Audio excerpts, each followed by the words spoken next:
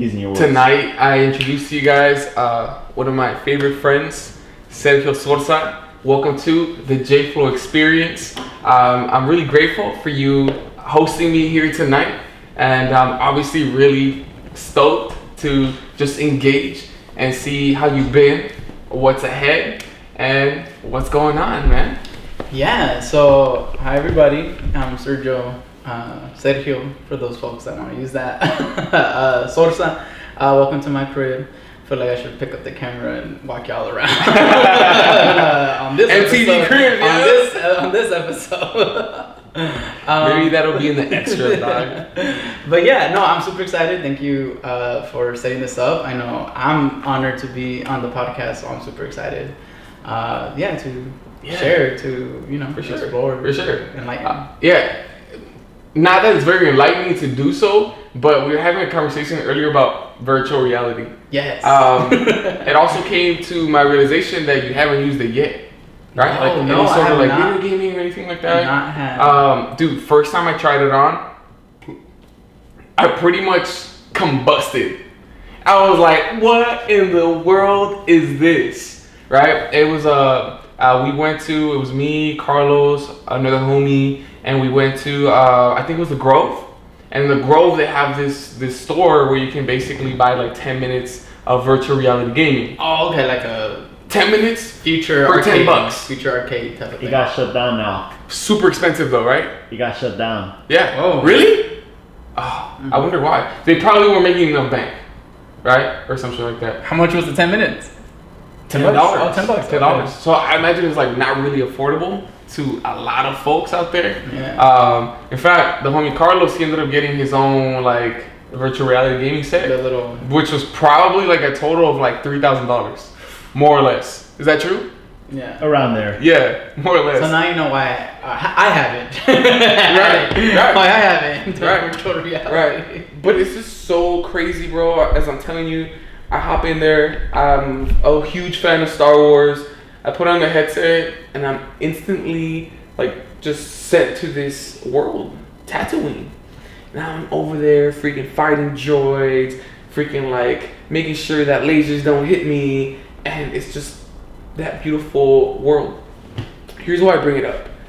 I know that you're, interested in fighting or creating a more equitable world. And so would you think that it's equitable to create or facilitate, the progress of virtual reality when perhaps, there's a lot of people around the world that are struggling. They will never fucking get to Hawaii. They're never going to experience the luxurious world. But with virtual reality, all they need is a gaming set, a computer, the headset. You put that on, and for an hour, 2 hours a day, whatever amount of time they got, they'll be able to experience what it's like to experience the life of the rich. What do you think about that? I mean, well, that's a lot of questions. One, that's a lot of questions. But two, we'll start with like accessibility, right? Let's be real, $3,000. Some people will never see that. Like, unfortunately, right? The global poor will never see that kind of income. For sure. Possibly never. You know what I mean? So that's just like one fact, right? But three, I guess. Also, it's like, I think with virtual reality, right? It's not so much, I guess, like a destination or like a place, but it's kind of like the imagination, right? Like you were saying, like it's about like me going to Star Wars or a place of a space that I don't concern myself with, like world, like this world or this realm, or even our like physics and our laws, right? So I think it's an escape, right? I think a lot of people use it as an escape. I would like to see how people would use it as like to venture and travel and see, like you said, Hawaii. Right. Like how many people I want to see how Hawaii would feel like, or It's expensive. Yeah, or like another. I mean, I haven't really thought about that. But no, I mean, I think I personally don't see it. I mean, to respond to your question, I personally don't see it as like as something that could replace like an experience of like actually being there, Right. because I think of like the like consequence factor where it's like, you know, if I'm at the beach and I like throw sand up in the air, depending on how I throw it, the sand's gonna come back at me. You know what I mean? I'm gonna feel it. I'm gonna feel the breeze. I'm gonna feel, smell. You know what I mean? I'm gonna like get that. The visual stimulation can only go so far, I feel like. And then we can talk a whole like Black Mirror episode type of stuff. What happens when you die? What happens when you like, you know, like when, you know, that part of you, because it's like on a molecular level in your like cerebral, like, you know, system, right? Yeah. That's where the stimulation, that's where everything kind of like takes place. But yeah, no, I don't. For me, right? I mean, I don't think it could replace. I don't think it should replace. Right. But yeah. Yeah, definitely. Two things. There's this thing called Moore's Law. That is basically saying that technology starts off really expensive, but as the years go on, it becomes really, really accessible. Like today, we have cell phones that otherwise 20 years ago, our class of people would never be able to afford it. And if you did, you'd just be in debt, and you probably just want to look like you were something that you were not. Number two, there is some talk about adding in those scents, those smells, those sensory, you know, different factors to kind of give that like real feeling of like, I am in Havana and it smells wonderful. You know, that's like obviously like next level stuff. And now again, it kind of, I mean, they already kind of do that with like roller coasters. Like some roller coasters, like a whole like kind of reality. Like you shake, you throw water at you, you splash. Like it gives the whole kind of stimulation. Right. There, it's already a little. And to me, it was pretty realistic. Like I was in Disneyland. No, I forgot where it was. It was basically a ride, and I went through like the safari. I went through like different parts of the world supposedly, and they would like kind of like spray scents of that place. And in my mind, I was like, okay, obviously I'm not there. Like I can see around on a freaking roller coaster, but it really kind of replicated that feeling. It's like when you get a jersey and you know it's a freaking replica. It's not original, but you kind of feel. You rock it. You rock it with like, you know, the same enthusiasm. Exactly. You know, it kind of has that feeling. But overall, I like your point about like, it's not gonna be able to be the best of the two. You know, like the best shit is the best shit, and it's there in real life. You know, but another thing is like, how do we know?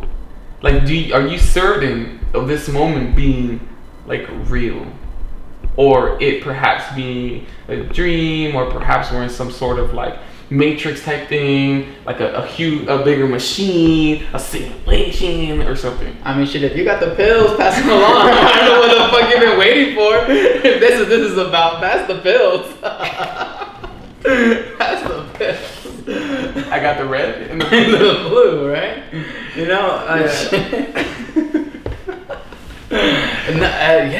mean, I think especially with like, you know, our generation really grew up on like the Matrix and, you know, those type of like virtual, like not reality, but just like, you know, the whole system was like a virtual system, right? It was like it was fake, right? And for so many people, like, you know, we saw one story of one guy that got like out, but we saw all those pods and all those things, people still like asleep, right? And like content, and will like defend the Matrix at all costs, right? So yeah, in a way, I do feel like we are, you know, in some, maybe, yeah, we could very much be in like the eye of a blue giant, and that's why the world is blue, right? There's like so many like ancestral like stories that we've yet to uncover of like our origins, right? Of, like we're stars, we're, you know what I mean, cosmic, we're the evolution theory, right? You know what I mean, Big Bang, Catholicism, whatever, Judaism, whatever you want to look at it, right? Or as the beginning, right? Big Bang, etc. So it's like, yeah, no, I definitely never discount, like, you know, we're living in a post-apocalyptic world, and we are in a fucking pod, and, you know, right, we're gonna venture out to like eventually, you know, radicalize other people to like break out, like, you know, and there's been, you know, like, I could totally see that, you know. I don't discount it out. Well, what was your analysis or understanding of that film, The Matrix? Like, what did you take out of it that you saw and you were like, you know what, this is like happening in society, like this is a real thing? Because everyone that sees that film with a critical eye sees a connection to our lives. Mm-hmm. And what was yours? Yeah, I think for mine it's just like, really, I mean, if we take, the character Neo, right, he was like working in an office. He was just like, kind of what people aspire to, right? Like, got my 9 to 5, got my office job, business sector, I got my little desk, like, like typical shit, right? Like, that's what people, like, that's honestly, that's the aspiration or the peak of what people aspire to be. Yeah. I want to be an office person. Yeah, that's fucking sad, dude. I don't want to work laborious. I don't want to work labor. I don't want to be outside. I don't want to be, Yeah. Nice AC room. And, right. You know what I mean? Working alongside other people with the suit and tie. Yeah. Like, so for me, it's like, what I took from that, like, very, very offset was just like how easily that's like shattered. And how like false that is. Like, it's like that pinnacle illusion of like, oh, like, because that was a point in my life where I also thought, oh, a nice desk job is like ideal. It's just like what society is telling me is right. Mm-hmm. I have to abide by all these rules, and if I play the cards right, my gift or my angle will be, my reward would be this job. Mm-hmm. So to see it's, and that kind of like really interconnected and just really kind of like challenged my own beliefs in like what reality is, what aspirations are, what goals are, and just how real things are. And that got shattered for him right away. Like right off the back, off like that email, right? It was like that random email he got, and then you're like just chilling. Like text, it was like messaging, and it was just like, right. What was that moment in your life? That text message, right? And we're applying it to the Matrix. When you finally realize, like, hey, there's some bigger shit going on in this society. I want to find out what it is. I'm curious. I'm hooked. I think for me, it definitely had to be 2011. It's going to be around 2011. No, sorry. Actually, I take that back. It definitely had to be 2008. 2008. I was a junior in high school, and class president, like typical. I was a good bad kid, always fucked around. I was like the main like bad kid in back class, but it was like the honors class, like the bad honors kid. But so happened to be like the popular kid, and basically in like an outsider's inside perspective, it's like kind of had it all, varsity sports just came easy. It's just, I didn't really have to try. It's just like, everything was like kind of set, and I was like the prodigal student, right? Everyone was like, oh, I want to be as popular, as cool, as like, smart, whatever, as party friendly, as, motherfucker can hang, he can drink, and then I got accused of like inciting a riot at school. Interesting. And from like 1 minute, I was like trying to fend off and protect my friends from the onslaught. I was trying to calm people down, but how high schools are.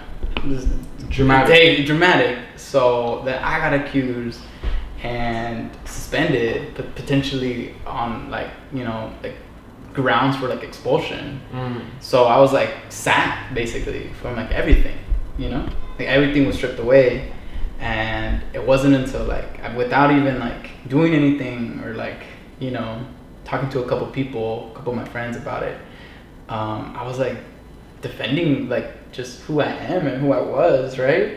To like this principal who was like, I don't fucking know why you did it. I'm like, I didn't do shit. I was trying to de-escalate shit. I was the one trying to defend people. I was the one protecting people from like actually getting hurt, like apples and like fucking like full ass water bottles being thrown. You know what I mean? It was cute when people were throwing little potato chips. Why not? But but then y'all took it too serious. You got baseball players throwing shit. How fancy motherfuckers throw shit. So I'm like, look, nah, this is not cool. And it was just all on me. Like the whole everything was on me. It was your fault. My fault. Everything was on me. Yeah. And I'm like, how? How is it possible? How is it possible? Do I have 1,000 arms?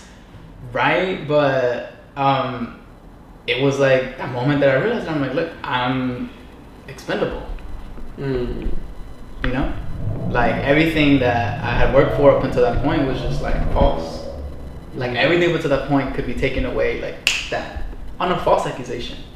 You know? And that was triggered, like it triggered like a whole movement at school. Like the whole school was like, and after that, incited riots, but with like a purpose. You know, people started like leaders of different like, you know, like the punk rockers, leaders of like soccer teams, etc., and just different like folks. You know, would like, especially like the soccer team, like my really close homies, they would like start wearing like free Sergio on their shoes, on their shirts, on their like. They started a whole campaign, like a whole campaign. That's hella sick. Impromptu campaign. It wasn't like I was at home being like, "Hey, everybody, let's go to fucking Party City and get shit." And like, no, they did it on their own. It was natural, right? And it was like a form of resistance. So like my name was a form of resistance, and people were told to like, don't bring shit like that. Yeah. Like you can't. And they started enforcing policies. And I'm like, that's so like crazy how my name is now like this politically charged. Yeah.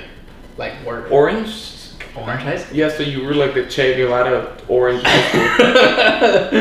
Like I said, I was at home, and when I was getting the like reports of people, and like principals started calling me like, hey, you need to stop this, you need to tell them to stop. And I'm like, tell who to stop? Who am I gonna tell to stop if I don't even know what you're. I mean, I knew what he was talking about, but I'm like, I don't. Like, there's no the campaign was to bring me back. Yeah, so you were like one of the few people, I would say, because a lot of people get radicalized in college for obvious reasons. Well, maybe they're not that obvious. We can talk about it a little bit, but like you were able to kind of get that revolutionary feel as a high schooler. I mean, I always say, you know, we can read all we want, we can study all we want, we can write all we want, we can theorize all we want. But until you live it, until you're actually like in the trenches and you're actually like going through shit, through some consequential shit, right? Stuff at stake, that's when you grow. That's when you like evolve. That's when you know what I mean? Like really, really understand. Right. Like, struggle, you know? Right. But, yeah, long story short, that happened. I was suspended for a week.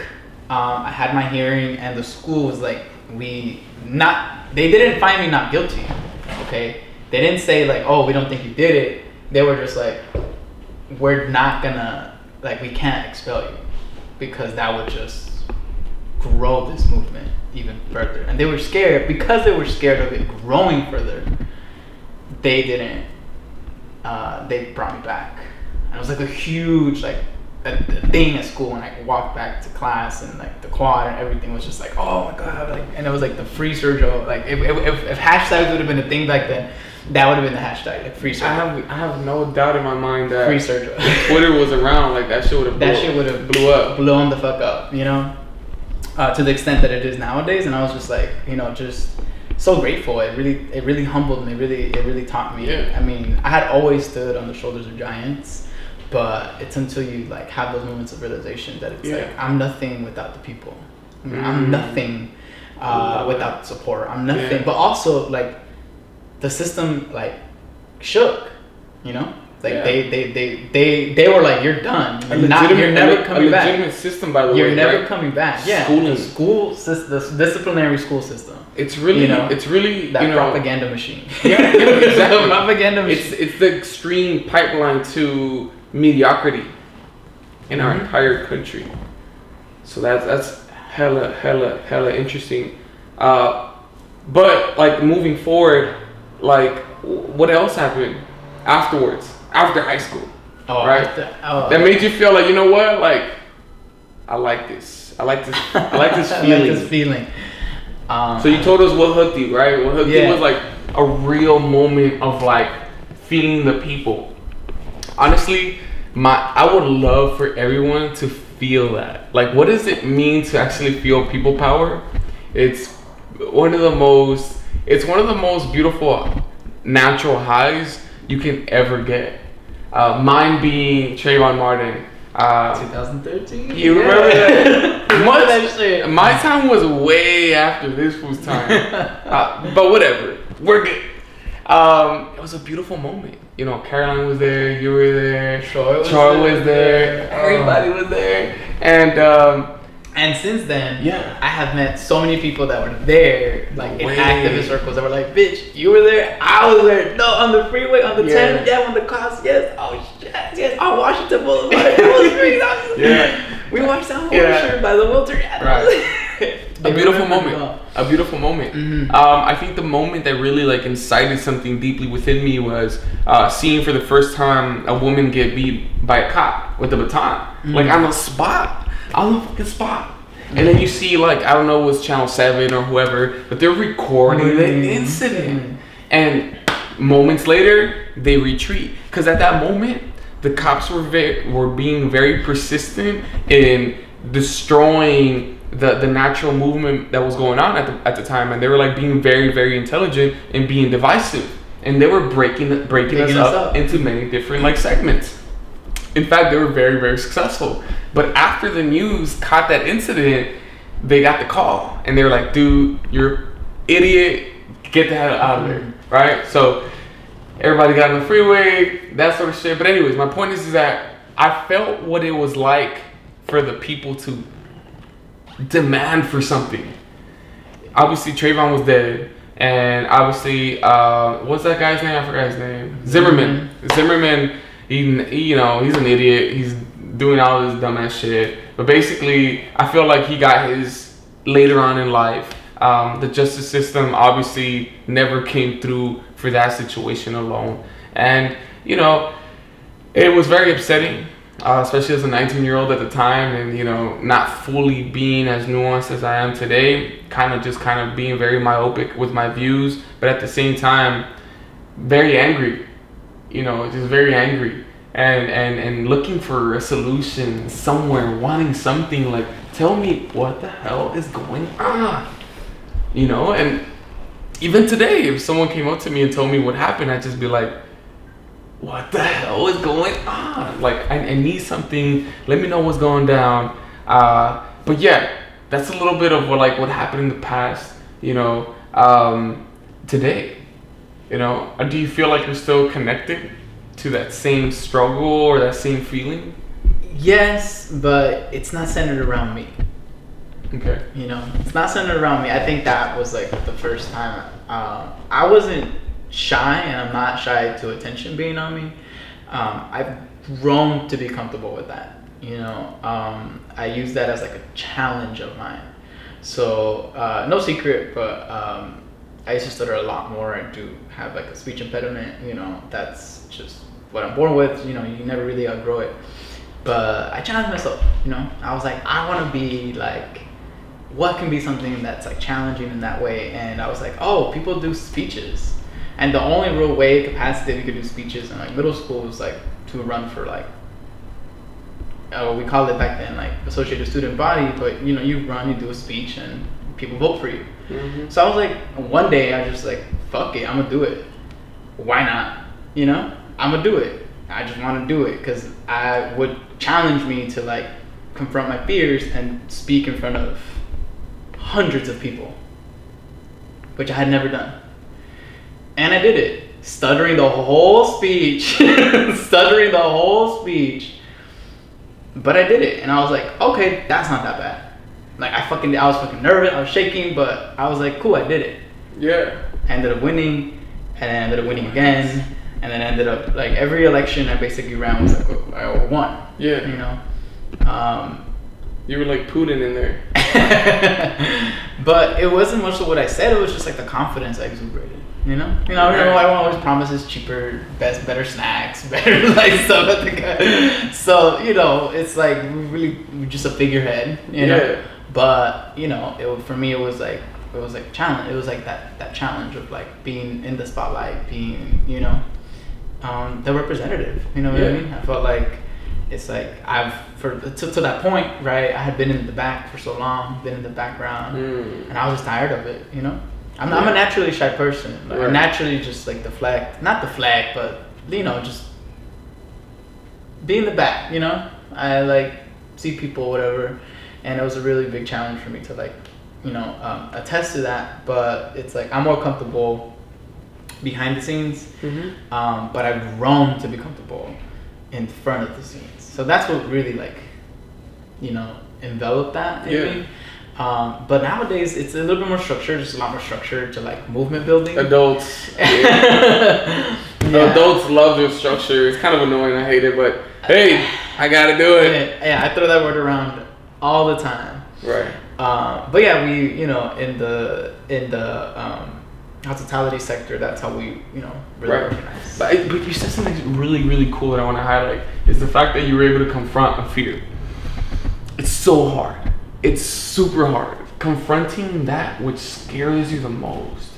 And for many people, public speaking is a terrifying experience, especially when you're like, or that sort of stuff, and being cognizant of the situation and knowing that people are probably going to judge you, right? Mm-hmm. It's such a important part in accepting yourself, right? It's throwing yourself out there and just being like, yeah, I got a speech impediment, so what? Right? Like, I got it and I own it. I think that's what's really cool about confronting your fears, is that I can have a million flaws, but if I tell you that I got them, then I can kind of liberate myself. Because then you can clown at me and I'm like, yeah, I told you about it. Like, that means that I'm comfortable with it, and that means that the whole world can know about it, and you can no longer use that to hurt me. That is one of those things that I'm learning to do in my own life, and you were obviously able to do that then. So kudos for confronting a demon and just fucking strangling it, or trying to, right? Obviously, certain demons will never fully leave us alone. They're just there for life. But like certain diseases, you can treat them. You treat them, maybe they'll fucking never leave. But at the same time, like, that's kind of what it is to be an adult. Life will never be perfect. In fact, life is often difficult, but you have to find ways to cope with situations, right? And you were able to clearly cope with that. So awesome, and proud of you. And for the rest of you that feel like, oh man, I'm scared of this, or man, I can't do this, I feel like that's the first way to fail, is just saying like, I can't. No puedo, and I failed this class 100 times already. Do it, yeah. Right, so I feel like it's one of those like weird optimistic things where people are like, oh, you're just like a positive person, like I can't fucking be like that, like but at the same time, it's like, I feel like you have control over your choices, and you either get to be optimistic or you get to be pessimistic. Mm-hmm. No, and like, it definitely isn't something easy, or else we'd all be confronting fears, all the time. It'd just be routine. But no, I definitely had to do a lot of self-reflection. That's like a key element in the whole larger scheme of things. But also, like I said, I stand on shoulders of giants. And like the one giant that's always there, my rock, has always been, big surprise, a mujer of color. You know what I mean? Women of color are like the pioneer. My sister, right? Strongest person I know that I've ever had the fortune to ever, be in the presence of. But she's the one that from like day zero was like 100%, you got this. You know what I mean? Whatever you need, whatever you want to do, whatever you want to aspire to, like, you got this. Because I'm right here with you, and like, you're that bitch, so go ahead and do it. Mm-hmm. And that rock, which a lot of people don't have, was definitely another fundamental piece. Without her, I wouldn't be even half the person I am today. Mm-hmm. So that's like, I can't speak of me without speaking of those that inspired me, that paved the way, that were able to develop you along the way. Because it's true. I mean, we were all just seeds at one point before we were able to flourish and become the beautiful whatever that we are today. Oh, you're getting our reproductive system. You're getting our reproductive system. Yeah, and sometimes it's the sun. Don't skip by it, or the soil. Don't skip by it.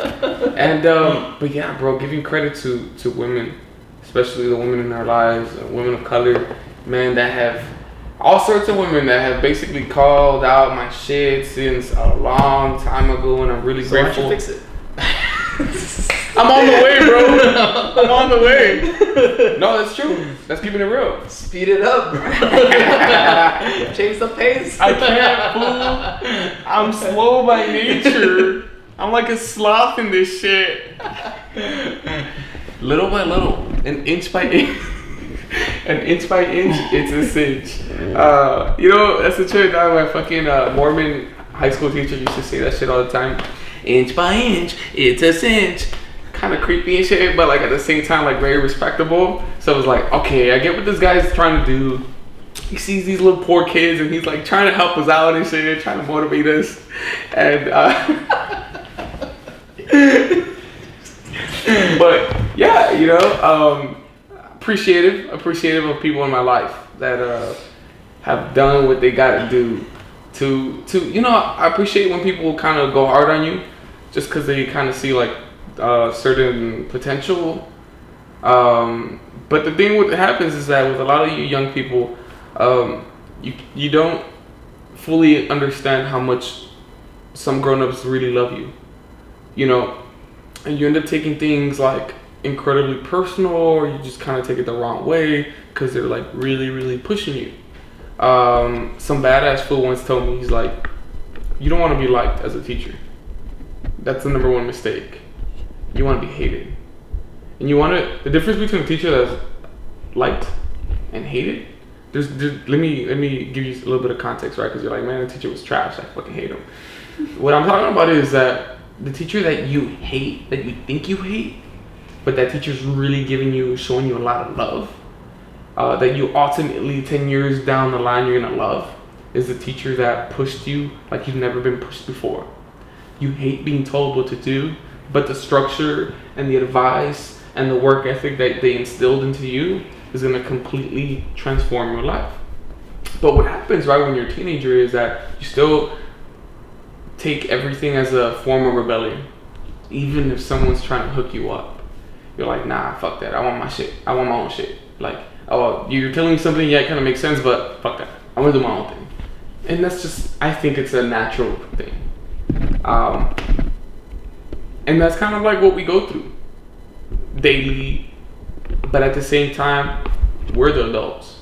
So we have to realize that's not something that I'm going to take personal. Because tomorrow is a new day. And I know that your ass is going to come through with a smile the next day, even after you were cussing like a sailor the other day. Right? And I feel like that sort of idea or that sort of experience brings a lot of nuance into your own life. It broadens your perspective tremendously. For some reason, I still haven't really developed that same level of empathy for adults. And that just kind of, as a reflective mirror, just shows my own lack of growth. Right?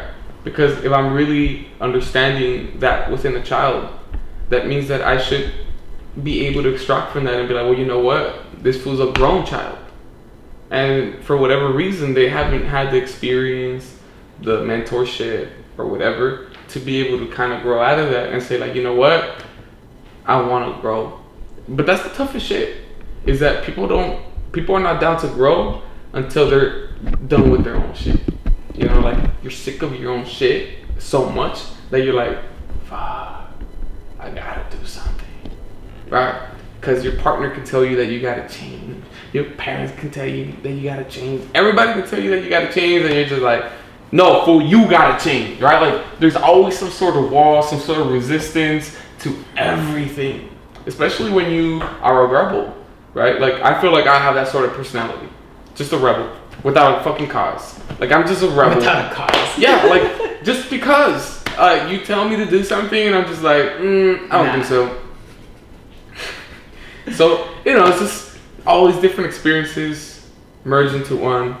we just gotta let people be, and when they're ready to receive something from you, then you're like, hey, fool, like, you know, I have a gift for you. Check it out. It might be whack, or you might fuck around and really, really love it. Might be the best thing ever. Yeah, you know. When was the last time that you received one of those like gifts, where you were like, you know what, I've been resistant, and somehow, some way, life was like, you're ready, Sergio, take it. That's a good question. When was the last time? I'm a pretty stubborn person, so as well. So I automatically like, you know, push back. But the last time I would say like a gift. Like, what was the question again? The last time I was just thinking. The question is basically like, you know, human beings, we're very rebellious and we're very stubborn and we don't like to grow when other people tell us to grow, right? But eventually we end up making that choice to grow. And the question was, when was that gift, right? The opportunity where someone kept telling you, here we go, take this advice, take this opportunity, I got you, you just gotta take it. But because we're rebellious and we're stubborn, we're like, nah. Something happens along the way and you're like, okay, I'm ready for that. It's kind of interesting. So it's not the last example, but one example I can think of is so this is how like I used to dress for work all the time. Like shorts and a shirt, and hair was like short, you know, whatever. But I just wasn't being taken serious at work, you know. I just wasn't being taken serious overall, and I didn't carry myself that serious either. It wasn't I was like a super serious person either, you know. I came fucked around, oh, what's up, you know, late to some shit here and there. It was just, you know, not all over the place, but just wasn't like the most serious person anyways. So for the longest time, like one of my coworkers who eventually ended up working together was like, hey, you should like if you're gonna work with me, you should definitely like, you know, go and like get better clothes. Like you should like, you know, like look presentable. And now my siblings had been telling me for years, since like 2010, 2011, they're like, dude, change up your wardrobe. You know what I mean? Like look nice every now and then. You know what I mean? Like not all the time. We get it that your style, casual, like workout clothes, that's just kind of you. But it's like you can look good too. You know what I mean? And you might feel a little bit better. And I'm just like, okay, you know. It wasn't until like that push, because I was always telling my siblings, nah, I'm cool. I wear the same shirt for 4 years. You know what I mean? That kind of stuff. And I still do have some shirts from like 4 years ago. But eventually when he was like, hey, like third, fourth time, he was like, hey, like we should really do this, you know. I was like, sure, fine. And then like my brother was super ecstatic when I was like, hey, I got some money, let's go shopping. And he was like, fucking finally I get to dress you. He's like, I get to like finally like see you in a way that I would love to see you, and I want other people to like, you know, rock with your style, and like, you know, he's like you have the potential to like look good, like style. But I was, you know, fashion never came easy to me. I'm partially colorblind, so that doesn't help at all. But like color schemes and coordination. But yeah, I think that was like something that, you know, the appearance of somebody, right? Like no one ever, I always took it for granted. I'm not gonna lie. But it goes such a long way in terms of like your like first like, you know, perception of like what people think of you, right? Like your first impression. It really did go a long way, and I just found myself in a way like eventually, not at first, but eventually like swagging a little bit. I caught myself walking down hallways and I'm like, like, you know what I mean? Like, and yeah, I'm like I said, I didn't do it for like the compliments. I didn't do it because it's like I want to. No, it was just like the push from other people, right? Both loved and professional like colleagues. But it was just like, you know, I was just like, cool, fine. This happened like 2 years ago, you know. So now and then, like, I sometimes like go to events after like friends' houses or parties or whatever, and it's like I'll sometimes forget that I am dressed a certain way. So then when I go to like a friend's casual kickback or I have to go to like, you know, let's say like an outing event, you know. And it's like, oh, I'm already looking good. Like, I don't gotta change, you know? Benefit. One, yeah, benefit. Or two, it's like, oh shit, I'm a little overdressed, but fuck it, you know? You can never be overdressed. Yeah. So yeah. they say. So they say. Which I completely disagree I with. completely disagree with. Yeah, me too. But yeah, I would say that's like something that like, you know, it unlocked that within myself, you know? And then now like, start to, you know, just take that extra minute or two to like, I'm still not a huge fashion person, but just a minute or two to like, hey, does this even match? Like, do I look good? Just take a second look in the mirror. Okay, cool. You know, just a second, you know, look. Yeah. And then now it's like, I do feel a lot better. I feel a lot more confident in just everything that I do. You know, anything that I do.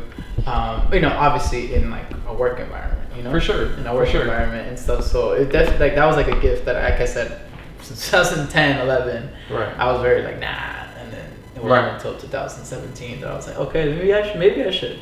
Yeah. You know. Maybe I should. I truly understand that. I connect to that. And I've been there. How do you dress at work? This is how I dress. I walk in with my Jordans, you know, things like that. But I mean, for me, it works out. Right? It's a form of like cultural connection, really, which I have the total privilege of doing so.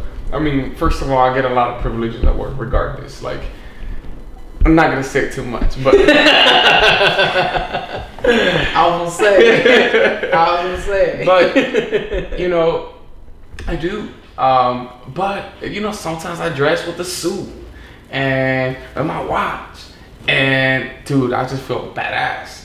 You know, and one of the coolest stories is I'm chilling outside my door. I always say hi to all my students, and from a distance, the story's going on, and I'm not aware of it. But a teacher let me know about it in the lunchroom. We're chilling. She was like, "Hey, Jesus, like, I want to tell you something." I'm like, "Yeah, what's up?" She's like, "There's this little badass little kid that was looking at you from a distance, and he was like, wow, like, I want to be like that when I grow up." You know? And then for me, I was like, that's beautiful. It's completely beautiful. You know, because you're coming from the hood, right? You're a certain way.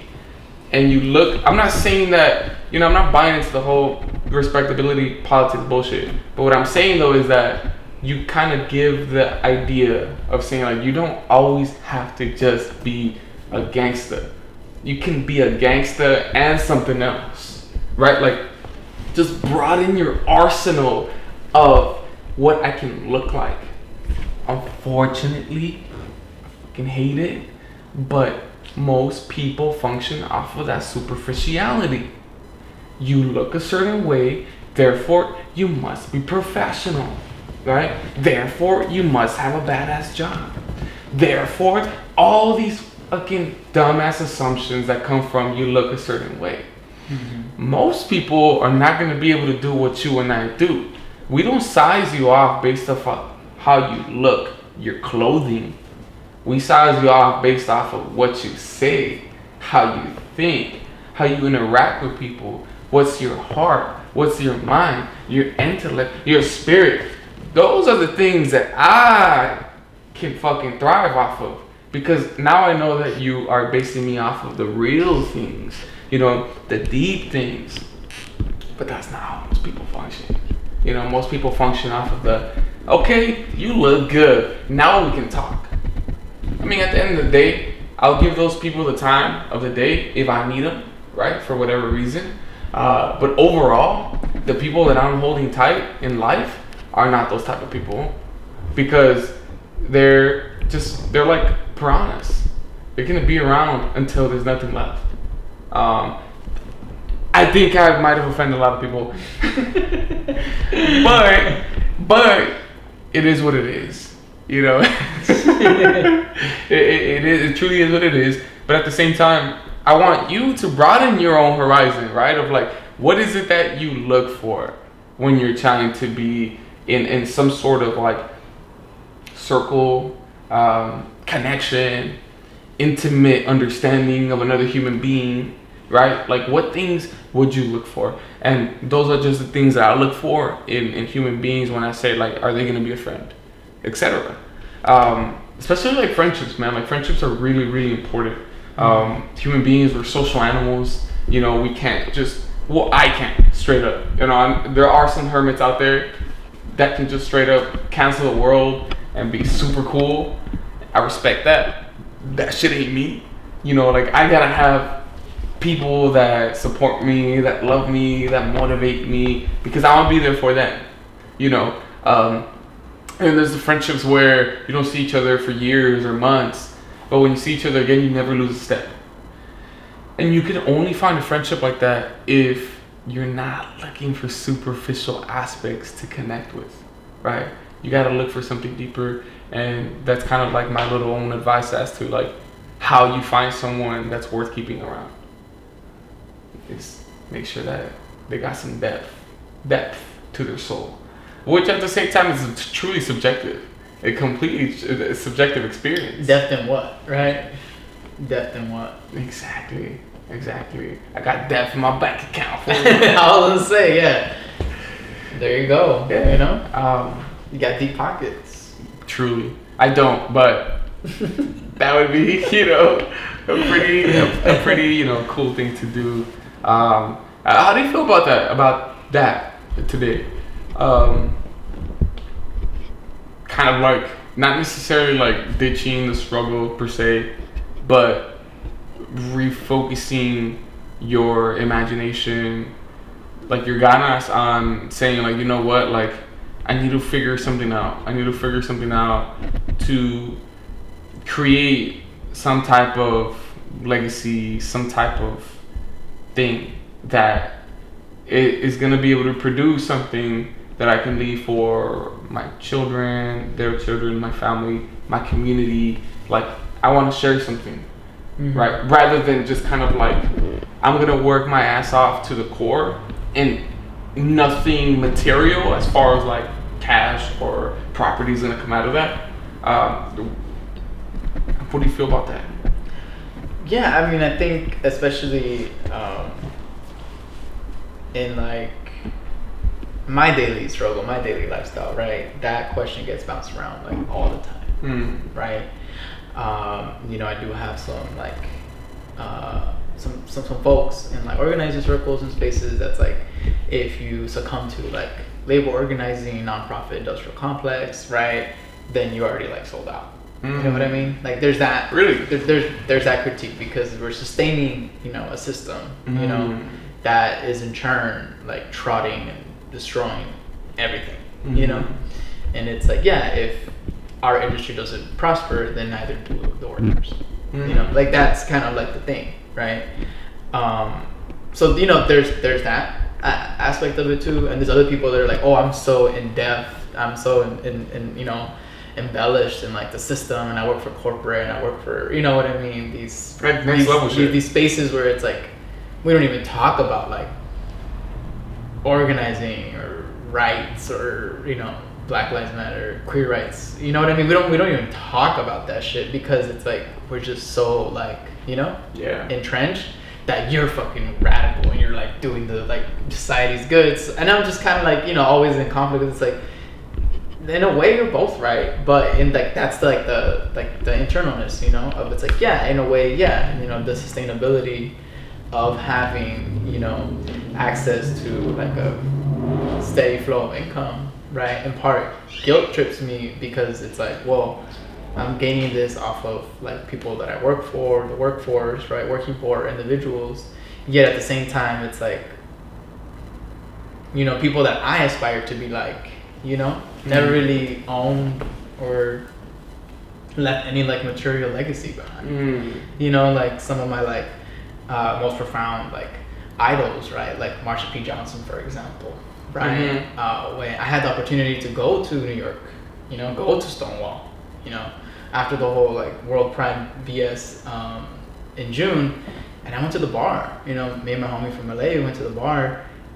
I did not see one single like mentioning one single thing about like Marsha. I didn't see anything, You know what I mean? Where I would expect like a whole shrine, a whole mural, a whole something to commemorate the existence, the brilliance. And then afterwards, someone was like, "Yeah, it was like there, but it's like hidden." And I'm like, "Bitch, where? I didn't fucking see it. Of course, it would be hidden. I was there for like 3 hours and I didn't see anything. It wasn't to like, you know what I mean?"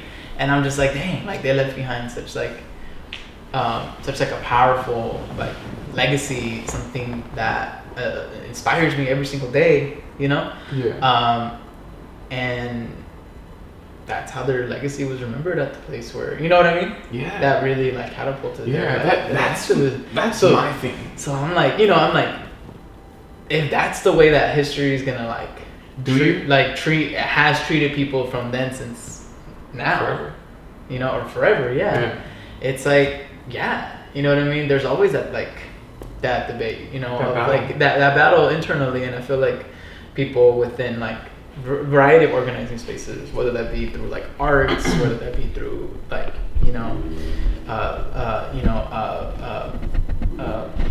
prison deconstruction, like you know what I mean, whether it be through like anarchist movements, socialist movements, etc., queer movements, feminist movements. It's like that's always that constant thing, It's like always, and if it's not, then I don't know what they're thinking. You know what I mean? For sure. Because it's like some people are just like, yeah, well, I'm gonna give my all.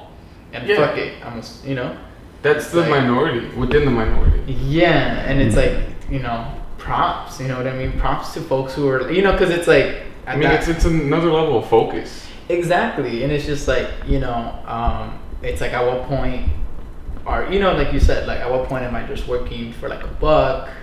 Because that's like a byproduct of like of my labor. And that's allowing me to like sustain this type of work, but also it's like at what point am I gonna like, am I a sellout or am I, you know what I mean, like feeding into the system? And it's a very thin line. Yeah, working within the confines, and it's like we can get all theoretical if we want to, right?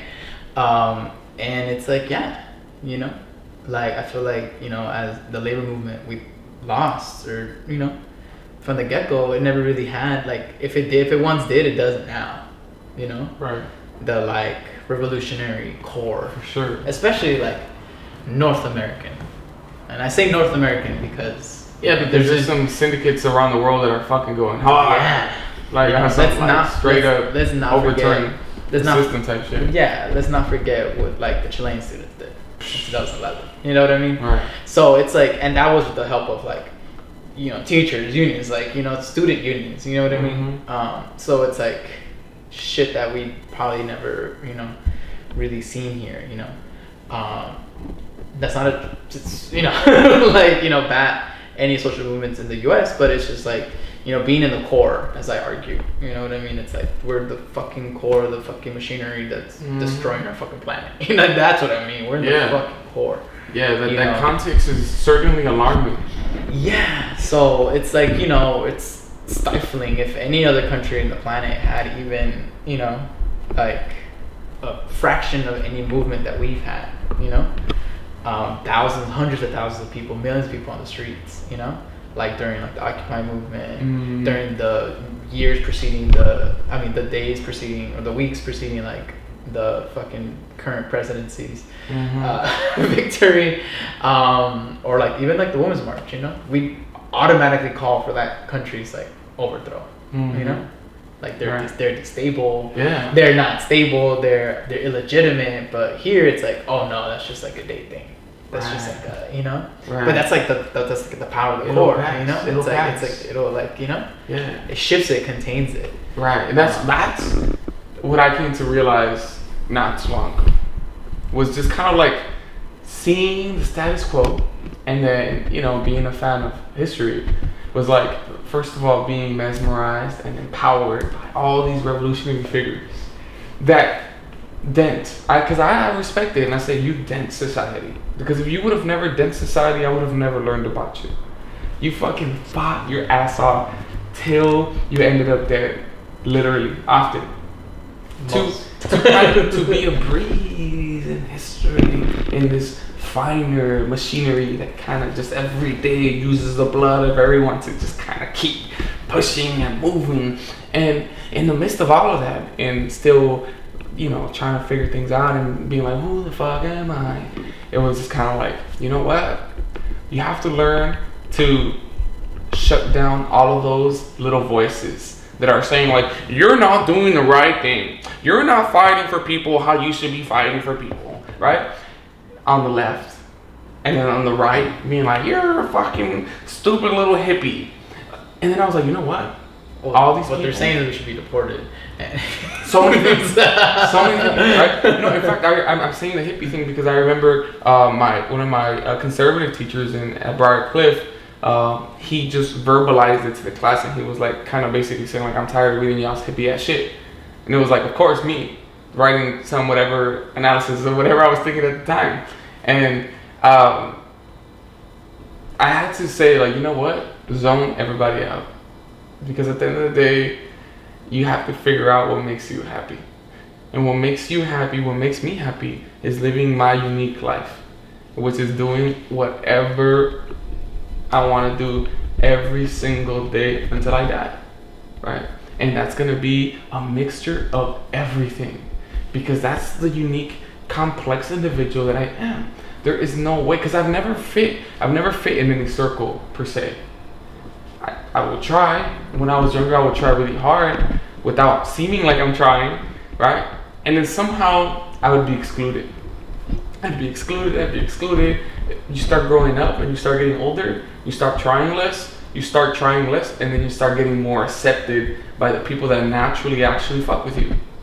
So what I realized was like, the people that are fucking with me are not the people that are being the fucking criticones from every side of the room. You know? And so then what I said, I was like, fuck it. I have to stop being that same criticón, but at the same time, don't be a complete fucking, just don't shut off completely, right? Because now that means that you yourself have lost that same thing that sparked you to wake up, right? And it's just that beautiful thing, right? Where every day we're like, I need to do something that inspires me. Right? So overall, I think my realization was like, do the shit that really inspires you, that really motivates you, that really makes you feel like, I fucking love living this life. And respecting the people who have come to that realization and are truly, truly living their fullest truth. And that's been a really interesting experience so far, because there are some people that I completely disagree with, but they feel that same shit that I'm feeling. Mm-hmm. And then I'm just like, you know, do your thing. You know? This guy. That's so true though. That's so true, you know? And I feel like, you know, oftentimes it's like, you know, I like critiques. I like, you know, being pushed. I like, I don't enjoy it. Don't like enjoy it. Put me on the spot. But not a stranger to it. You know, I feel like it's being open to critique really helps build not only where you're at, but also it's like a teaching moment for others, as well as like a learning experience for yourself. And it really like grounds you. You know what I mean? It really grounds you. In like where you're at, try to visualize, you know, where you're at in life, especially given like if it's a context of like friends, context of school, athletics, whatever it may be, right?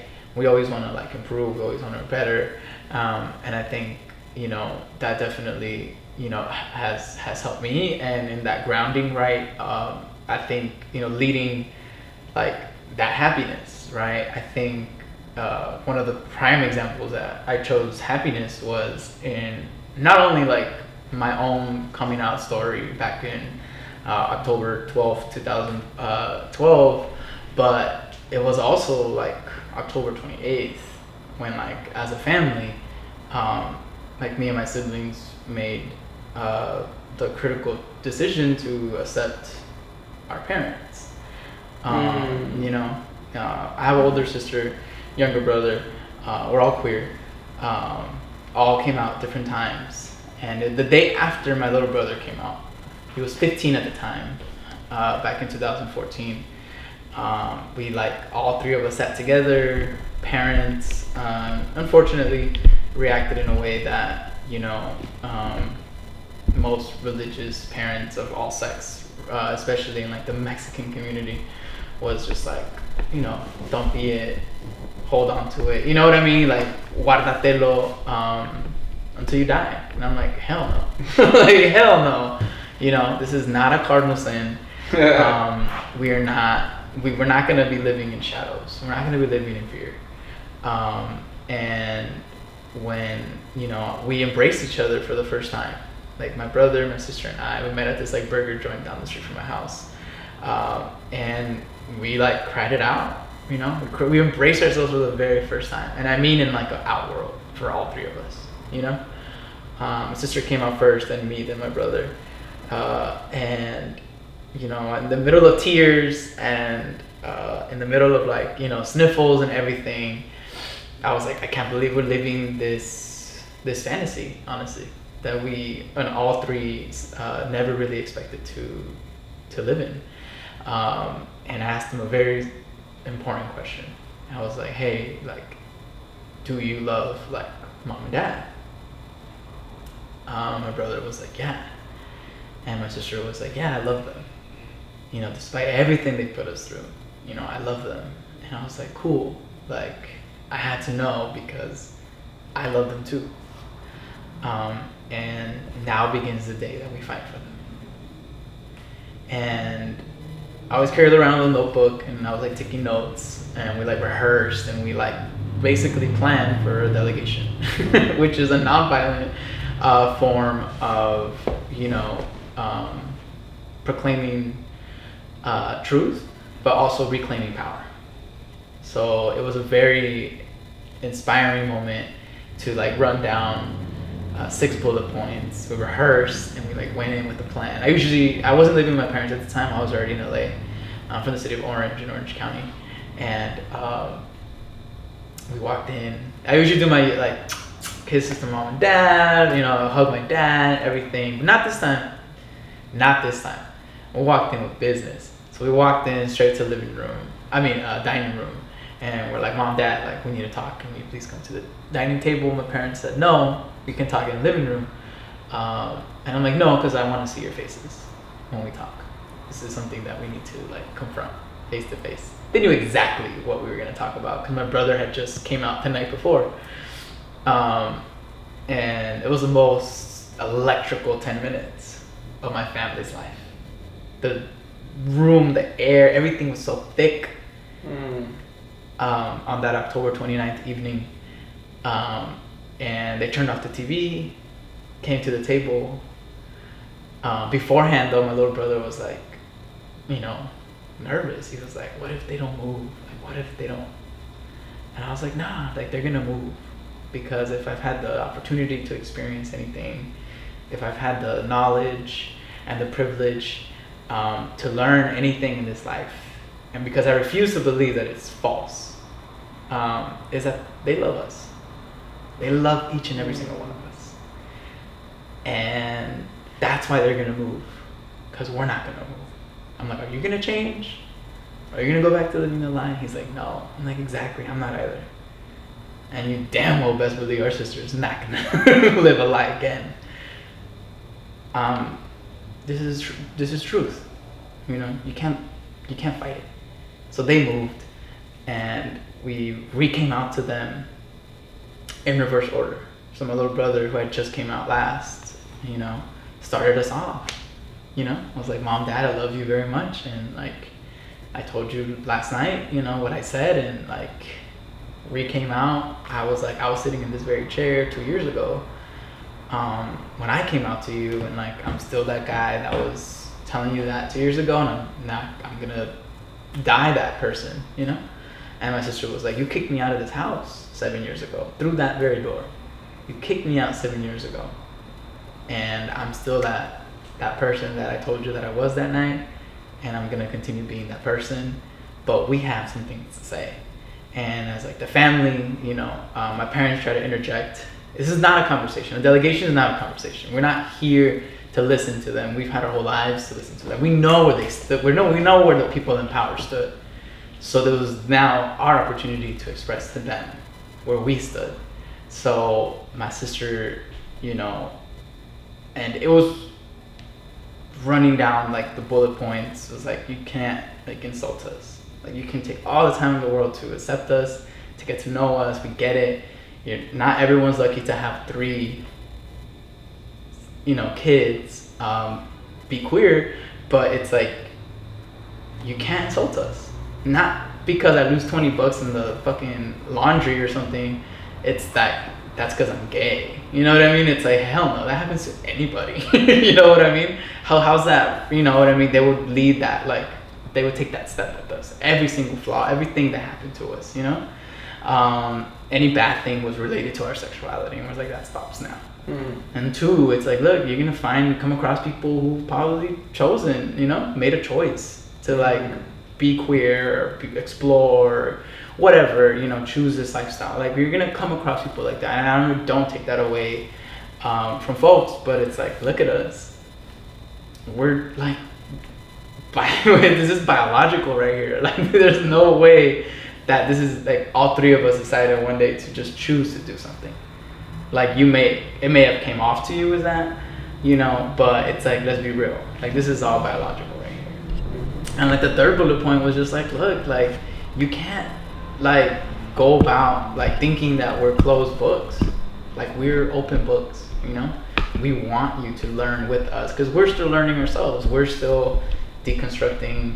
We're still like going through our trauma, our self-inflictions, our scars. We're still healing. It's a healing process. So it's like, like, we're gonna make flaws as we go, but we want you to be there for the journey, you know? Like, if you have any questions, like, hey, how does blah blah blah, how are your emotions, how's this, how's that, how's your lifestyle, it's like, then ask, you know what I mean? Like, I'm never gonna deny my mother and my father. Like, we're so fortunate to have our biological mom and dad, because a lot of people don't. It's like, ask, you know, tell us, you know, like, we're more than happy to share. And it was mostly at this point, it was just all in Spanish, but it was mostly me and my sister who were like the ones leading the delegation, because our brother was not at that time not as strong in Spanish as he was in English. So I had never seen a woman just literally like lift, because she was carrying like the cross for us for so long, literally just lift emotional, psychological, physical pain, trauma, weight, just literally lift off her shoulders and just like throw them back and being like, I'm done. Like, I've reached the point where I'm done. And to see her alongside me, alongside her brother, like leading this charge that she's always led, but to see it manifest into this beautiful moment was like one of the most inspiring moments and exemplary like visions of strength, of unity, of love, of revolution, honestly. That I have not only helped partake in, but was like helped engineer. And I feel like destiny, I very felt like it was like, I needed to do this, you know, we needed to go through this. And, you know, one of the last bullet points was like, you know, I give it the whole time. My parents are trying to like interject. They're trying to say, pero, right, hey, I have something to say. And I'm like, no, you don't have something to say. You don't have anything to say. Right. Like, you sit there and like, shut the fuck up, basically. That was our message. You sit there, shut the fuck up. You're gonna get all this right now. You know, we're not asking any questions. And it was really, really good to like have our parents, and I think where the shift really came was when we're like, look, we're not here asking for anything. Right. My little brother's not asking for shit. Yeah, I just need you to listen. I'm not asking you for anything. We're not here to ask for acceptance. We're actually not here to ask for tolerance. We're not asking you to tolerate us. What we're here to do like, this is us as La Familia. Because we've always been La Familia. Like, you've always been afraid that we will one day realize our true power. That we are the family. Right. We are the sources. We are the ones who define this family. There's no family without us. Right. Like, there's no familia without us three. And you've always pitted me, you've always pitted us against one another, you know? You've uplifted me in spite of, like, all my siblings' accomplishments to, like, put them opposite of me, right? And as soon as we realized our truth, as soon as we all individually realized and went through the arduous task of, like, loving ourselves and accepting ourselves, like, we're actually here to accept you. This is your coming out to us. Script. This is us accepting you. Don't get it twisted. Yeah. Like, we are the ones who are openly gonna allow you to be in our lives, because you've given us every reason in the book to never talk to you, to cancel you from our lives, right? Everything, to never ever say anything to you. Everything. And we're choosing right now to not go down that path. If, you know, the Bible says that God will not put something in front of you that you cannot overcome. And I'm like, Mom, Dad, we will overcome this together as a family. We love you. And I'm going to love you till your dying day, or our dying days. I'm like, guess who's going to be there for our marriages? You are.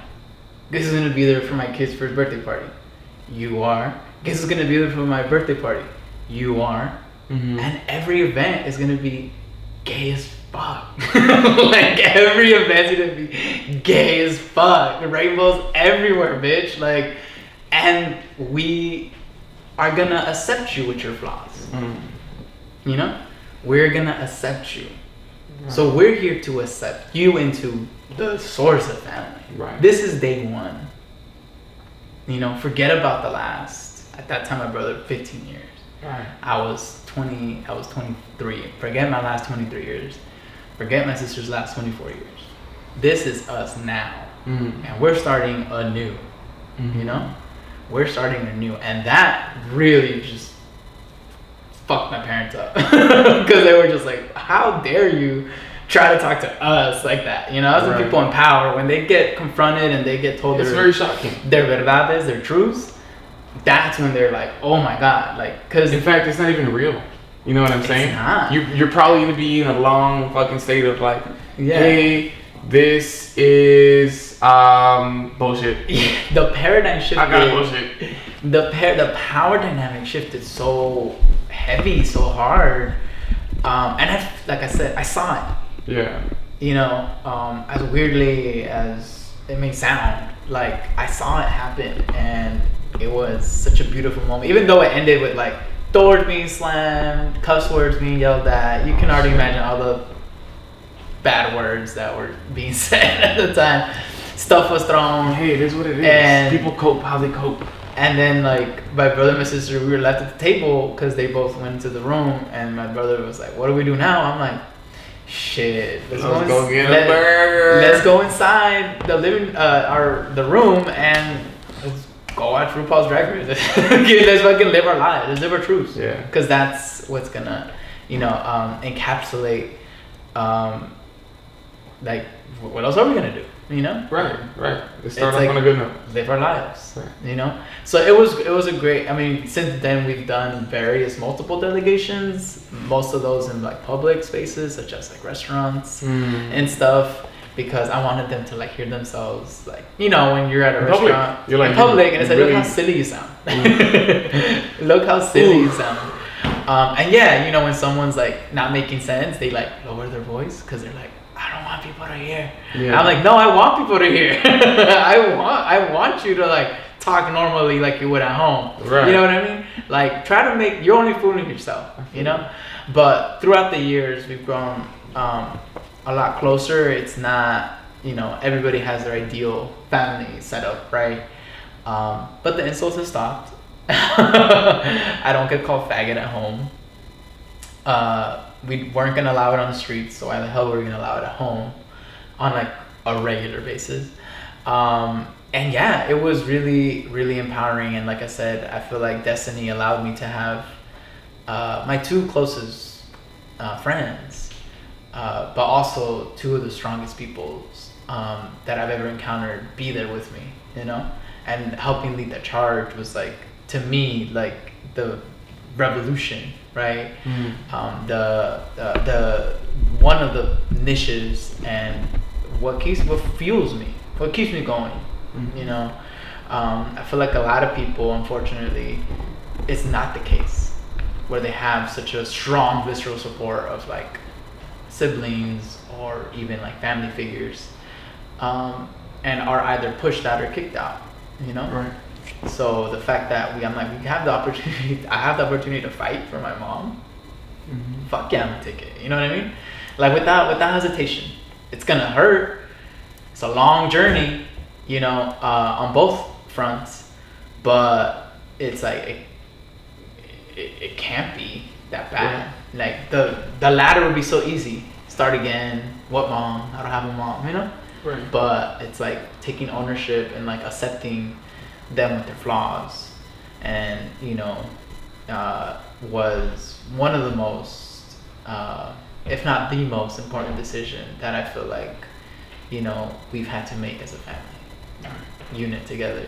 And like that for me was like, you know, one of my first tastes of like a successful campaign.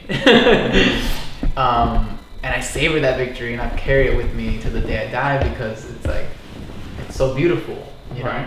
Such a beautiful moment. So many lows, so many highs. Like so many lows we had to all go through to like get to that. But no, regardless of whatever happens, that time, right, where you get to kind of cut the steak, and you're just like, we did it, or we're doing it, right? Thank you, Sergio, first of all, for inviting us into your home today, and at the end for sharing such a beloved, overwhelming, inspiring, and ultimately revolutionary story, right? As to how to be yourself. And flipping the script and saying like, nah, dog, you ain't finna set me. We're accepting you, right? That is, I've never heard anything like that, right? Truly unique. For anyone watching this right now, I hope that you too feel inspired and motivated to conquer, right? To take over what you believe to be yourself, your identity, your life, your piece of the pie, whatever it is that you believe you need to reclaim. If there's anything or anyone or any place where people can learn more about you or find you, where would they be able to? You can find me out in the streets, literally, because that's all I do. I drive around, catching people at their houses. No. That's funny. No, he's not lying, by the way. I'm not lying about it. But no, I mean, I work for Unite Here Local 11, so you can always catch us at some manifestations, some protests, shutting down streets and stuff, or outside of hotels making noise. We are having, I don't know where you could find me. I don't know. Follow me. Is this like a shout out where I do like a plug for my Instagram or whatever, or an email or something? You might mess around and get some email from someone and be like, hey, you're very inspiring. Right. No, I can follow me on IG or Twitter. I like to think I retweet some funny stuff. But it's URGE urge _for Surge SURGE all together on both social media networks. And there you have it. Hope you guys will enjoy the show. As always, like, comment, subscribe, share this with people. Love you guys. I'll catch you guys next time.